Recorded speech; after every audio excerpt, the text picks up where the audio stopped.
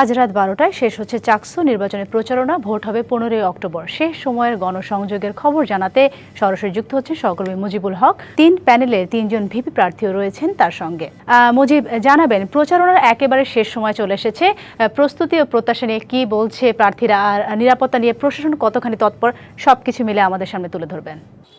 প্রায় ৩৬ বছর পর এই ২১০০ একরের ক্যাম্পাসে নির্বাচন, এবং সেই নির্বাচনকে কেন্দ্র করে আমরা দেখছি বেশ কয়েকদিন ধরেই ক্যাম্পাসে এক ধরনের আমেজ প্রার্থী এবং ভোটারদের মধ্যে বিরাজ করছে। এবং এই হল সংসদ নির্বাচন এবং কেন্দ্রে যে নির্বাচন, সেই নির্বাচনের যে সমস্ত ভোটার আছে প্রায় ২৮,০০০ ভোটার, সেই ভোটারদের কাছে তারা প্রার্থীরা গেছেন। এবং আজকে যেহেতু রাত ১০টায় সেই প্রচারণা শেষ হচ্ছে, তারা কতটুকু প্রচারণা করেছেন, কি আশ্বাসের বাণী আসলে ভোটারদেরকে শুনিয়েছেন, সেই বিষয় নিয়ে কথা বলতে চাই।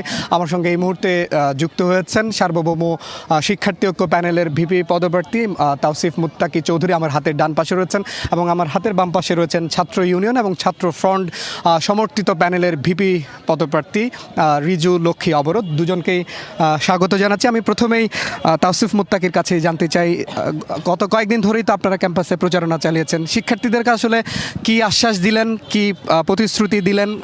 প্রচারণা তো শেষ, আজকে রাতে শেষ হচ্ছে, কেমন সাড়া পেলেন? আচ্ছা, আসসালামু আলাইকুম।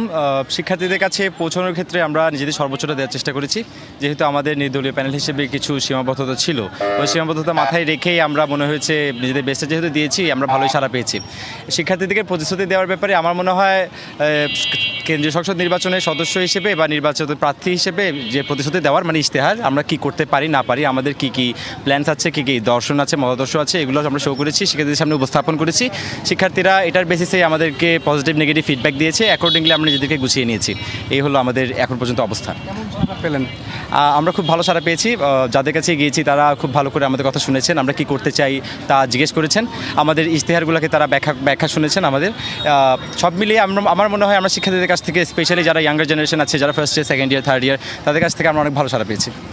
ধন্যবাদ। আমার হাতের বাম পাশে রয়েছেন বাংলাদেশ ছাত্র ইউনিয়ন এবং ছাত্র ফ্রন্ট সমর্থিত প্যানেলের ভিপি পদপ্রার্থী রিজু লক্ষ্মী অবরোধ। আপনার কাছে জানতে চাই, প্রথমে আপনাকে স্বাগত জানাই আমাদের অনুষ্ঠানে। একটু বলবেন কেমন সাড়া পেলেন? আজকে রাতে প্রচারণা শেষ হচ্ছে, শিক্ষার্থীদের কাছে কি প্রতিশ্রুতি দিলেন? আচ্ছা, ধন্যবাদ জানাই সবাইকে। আমরা আমাদের চাকসু নির্বাচনের তফসিল ঘোষণার আগে থেকে আমাদের একটা পরিকল্পনা ছিল, সেই পরিকল্পনার অংশ হিসেবে আমরা শুরু থেকেই যে শিক্ষার্থীদের কাছে আমরা একটা মন্তব্য ফর্ম নিয়ে শিক্ষার্থীদের কাছে গিয়েছি। আমাদের একটা মন্তব্য ফর্মে একটা প্রধান বিষয় ছিল চাকসুর কাছে তাদের প্রত্যাশা কি।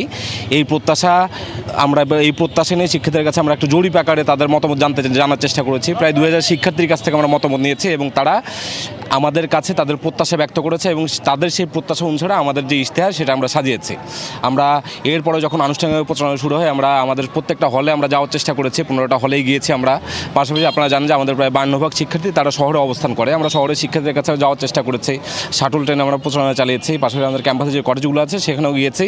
শিক্ষার্থীদের কাছ থেকে আমরা একটা ভালো সাড়া পাচ্ছি। আমাদের পূর্বের যে লড়াই, আমাদের এর আগে যে ফ্যাসিবাদী আমল, সেই ফ্যাসিবাদী আমলে আমাদের বামপন্থী সংগঠনগুলোর যে লড়াই, যে প্রতিনিয়ত যে প্রতিরোধের যেই উদাহরণগুলো আছে সেগুলো তাদের অবগত আছে, সেই জায়গা থেকে তারা ভালোভাবে আমাদেরকে সাড়া দিচ্ছে।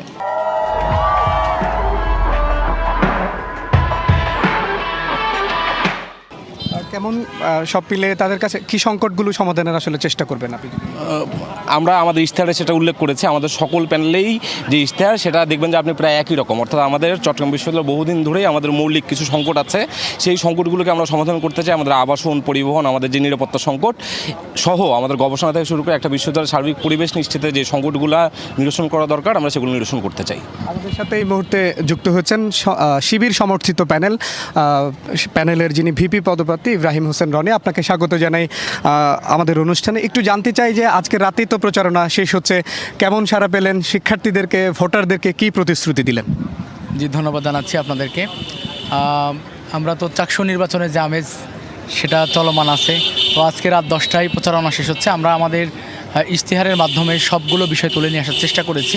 সেখানে আমরা একটা পলিসি মেকিং করেছিলাম। আমরা যেদিন ক্যাম্পাস ছুটি হয়েছে 25 তারিখে, 26 তারিখ থেকে শুরু করে প্রায় 12 দিন আমরা কিছু সার্ভে করেছি, যেখান থেকে আমরা শিক্ষার্থী ভাই বোনদের কথা, তারা কি পরামর্শ দেয়, তাদের মন্তব্যের জায়গা কোথায়, আমাদের সমস্যাগুলো কি, এগুলো উঠায় নিয়ে আসার চেষ্টা করেছি। তারা অনেক বেশি পরামর্শ দিয়েছে। ওই সময়টা আমরা আসলে প্রচারণাতে খুব বেশি সময় দিয়েছি যে তারা আসলে কি চায়, এবং ক্যাম্পাসে আলটিমেটলি কোন জায়গাগুলো খুব দ্রুত পরিবর্তন করা সম্ভব আর কোন জায়গাগুলো বিদ্যালয়গুলো মেগা প্রজেক্টের আওতায় যাবে।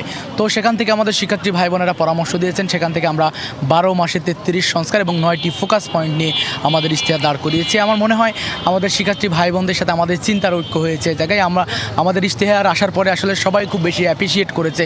ছোট ছোট বিষয়গুলোকেও আমরা বাদ দিইনি, আবার বড় বড় মেগা যে প্রজেক্টগুলো রয়েছে সেগুলোকেও আমরা কিন্তু একটা রোড ম্যাপ তৈরি করে দিয়েছি যেভাবে বাস্তবায়ন করা যেতে পারে।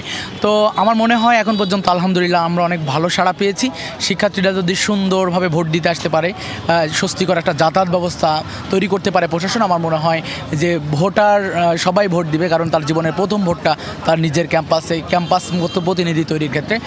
আমার মনে হয় চট্টগ্রাম বিশ্ববিদ্যালয় আস্তে আস্তে নির্বাচনের যেদিকে এগিয়ে যাচ্ছে খুব ভালো একটি দৃষ্টান্ত স্থাপন করবে। ধন্যবাদ। আমরা একটু ভিপি নির্বাচিত হলে এই আমার সঙ্গে যারা 3 ভিপি আছেন তারা আসলে কিভাবে কাজ করবেন, এই বিশ্ববিদ্যালয়ের দীর্ঘদিনের যে সমস্যাগুলো রয়েছে সেই সমস্যাগুলো সংকটগুলো সমাধানে তারা কিভাবে চেষ্টা করবেন সেইটি নিয়ে ছোট করে আরেকবার একে একে জানতে চাই। প্রথমে আসতে চাই তাওসিফ মুত্তাকি আপনার কাছে। আপনি যদি ভিপি নির্বাচিত হন তাহলে কোন সমস্যাগুলো নিয়ে প্রথমে কাজ করবেন, ছোট করে যদি? আচ্ছা, সংক্ষিপ্ত করে যদি বলি, ভিপি হিসেবে নির্বাচিত হলে আমার মনে হয় আমার যেসব প্রধান সমস্যাগুলো আছে সেগুলো নিয়ে দৃশ্যমান কাজ শুরু করতে চাই। আর বিশেষ করে আমরা এমন একটা প্ল্যাটফর্ম, যেহেতু চাকসু হচ্ছে শিক্ষার্থীদের প্রতিনিধিত্ব করার প্ল্যাটফর্ম, সেক্ষেত্রে আমরা এমন একটা প্ল্যাটফর্ম ক্রিয়েট করতে চাই যেখানে সাধারণ শিক্ষার্থী সহজেই চাকসুর বডির থ্রু প্রশাসনের কাছে নিজেদের মতামত পৌঁছতে পারবে, নিজেদের দাবি দাওয়াগুলো পৌঁছতে পারবে। এছাড়াও যদি বলি, আমাদের মনে হয় প্রধান যে সমস্যাগুলো, নিরাপত্তা নিয়ে আমরা সবাই কাজ করতে চাই। এই ক্ষেত্রে আমরা বলেছি আমরা একটা ইমার্জেন্সি হেল্পলাইন করতে চাই, যেহেতু প্রশাসন এটা নিয়ে প্রশাসনেরও একটা কাজ করছে বলে আমরা শুনেছি। আমার মনে হয় নিরাপত্তা যেহেতু সবার অধিকার আদায়ের ক্ষেত্রে নিরাপত্তা সবচেয়ে প্রাধান্য পাওয়া উচিত, সেক্ষেত্রে আমরা নিরাপত্তাকে প্রাধান্য দিয়ে বাকি কাজগুলো শুরু করতে চাই এবং প্রশাসনকে জবাবদিহিতার আওতায় আনার জন্য শিক্ষার্থীদেরকে এমন একটা মিডিয়াম দিতে চাই যার মাধ্যমে শিক্ষার্থীদের তাদের কী দরকার নেই এই ধরনের তাদের ফিডব্যাকগুলো যাতে প্রশাসনের কাছে আমাদের মাধ্যমে পৌঁছতে পারে, এমন কিছু আমরা করতে চাই। ধন্যবাদ। আবাসন, নিরাপত্তা নিশ্চিত সহ বেশ কিছু ব্যাপার নিয়ে কাজ করতে চান তাওসিফ মুত্তাকি চৌধুরী। আমরা একটু রিজু লক্ষ্যে অবরোধের কাছে আসতে চাই। একটু জানাবেন যে কোন সমস্যাগুলো মেজর আপনি মনে করছেন, সে কোন বিষয়গুলো নিয়ে কাজ করতে চান যদি ভিপি নির্বাচিত হন? প্রথমত হচ্ছে আমাদের যে ইশতেহার, সেই ইশতেহারটা আমাদের কিছু পরিকল্পনার কথা আমরা জানিয়েছি, কিন্তু আমরা মনে করি আমাদের এই ইশতেহারগুলো বাস্তবায়নের ক্ষেত্রে একটা অন্তরায় আছে। আমাদের চাকসুর গঠনতন্ত্রেই একটা প্রশাসনের এখনও কর্তৃত্ব করার মতো কিছু অবস্থান, কিছু সংকট আমাদের গঠনতন্ত্রে আছে। আমরা আমাদের গঠনতন্ত্রে একটা যৌক্তিক সংশোধন সেটা করতে চাই।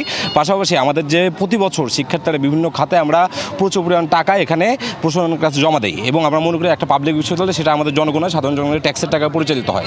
ফলে এই যে ট্যাক্সের টাকায় পরিচালিত হওয়া যে বিশ্ববিদ্যালয়, সেই বিশ্ববিদ্যালয়ে যে প্রশাসন বসে আছে, সেই প্রশাসনের সার্বিক যে জবাবদিহিতা সেটা আমরা নিশ্চিত করতে চাই।